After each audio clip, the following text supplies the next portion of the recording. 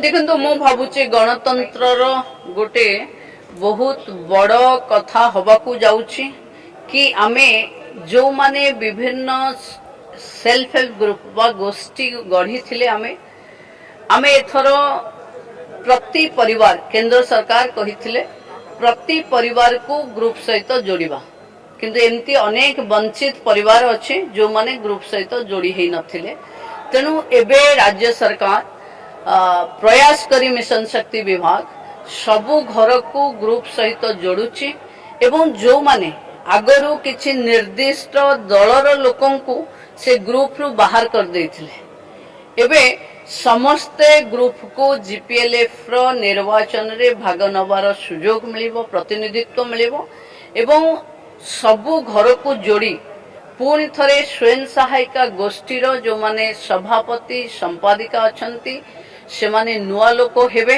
ता अर्थ तृणमूल स्तर रे बारी बारी रे नेतृत्वर विकास पाई ये पर्व आरंभ होईची एई मास अछि स्वयं सहायिका गोष्ठी को रीऑर्गेनाइज करिवार ता आग मास रहिबो जीपीएलएफ सीएलएफ बीएलएफ पाई एभली डिस्ट्रिक्ट लेवल रो भी हबो एवं राज्य स्तर रो भी हबो समान कथा जो माने 2 वर्ष रु बा 2 थर 4 वर्ष रु अधिक रही सारी से माने आउ थरे रही परिबे ना कहिबा दरकार नहीं तांको वोट पाई से तैयारी करिथिले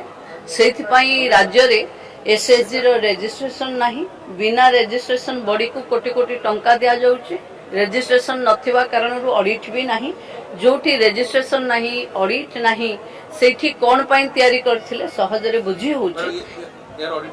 किंतु निश्चित भावे आमे समस्त को गोटे फोल्ड रे आनिबो जोथिरे महिलार विकास हबो महिलांकर ट्रांसपेरेंसी रे विकास हबो जहा हबो सेटा समस्तंक पई हबो समस्ते देखि परिबे समस्तंकर भागीदारी रे हबो एवं महिला नेतृत्व विकास तृणमूल स्तर रु हबो अर्थनैतिक स्वावलंबन तृणमूल स्तर रु हबो पातर अंतर हबनी जहा जे योग्य ता पई हबो एवं कोनोसी जेंती लोन हो आमर रिवॉल्विंग फंड हो एथिरे किछि पातर अंतर नाही समस्त को दिया।